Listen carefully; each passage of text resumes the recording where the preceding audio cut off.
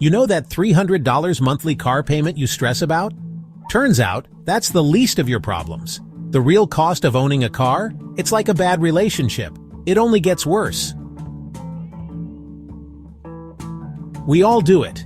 We buy a car, budget for gas and payments, and tell ourselves, I've got this.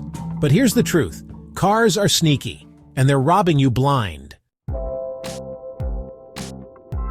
Let's talk about the stuff nobody warns you about, like maintenance.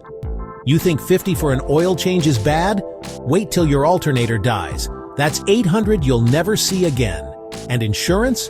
One tiny mistake and your rates skyrocket for years. Oh, and depreciation, the silent killer. You know that new car smell? That's the scent of your money evaporating. Buy a $30K car today, and in 5 years, it's worth less than your cousin's Pokemon card collection. And don't even get me started on parking tickets, tolls, or that one tire that always goes flat in winter. They add up, fast. Let's break it down like your Aunt Karen breaks down the family group chat. Maintenance. You're not just paying for oil changes, you're paying for the stress of wondering when your check engine light will turn into a $2,000 mechanic's rant. Insurance. Think you're safe because you're a good driver. Nature begs to differ. Depreciation.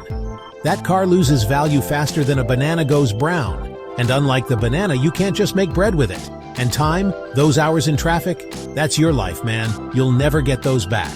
So next time you're dreaming of that shiny new ride, remember, it's not just about the sticker price. It's about all the hidden costs that come along for the ride. Is it worth it? Well, that's for you to decide. Add it all up, and the average car costs over $10,000 a year.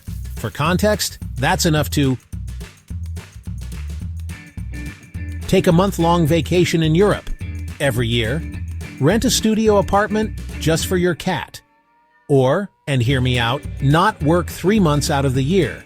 Your car isn't just a ride, it's a choice. And maybe it's time to choose differently. Look, cars aren't evil, but not knowing what they cost you, that's the real crime. So do yourself a favor, run the numbers. Then decide if that SUV is worth eating ramen for.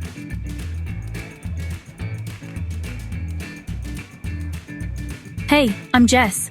I sold my car 6 years ago. Best decision ever. But maybe you love yours. Either way, drop a comment.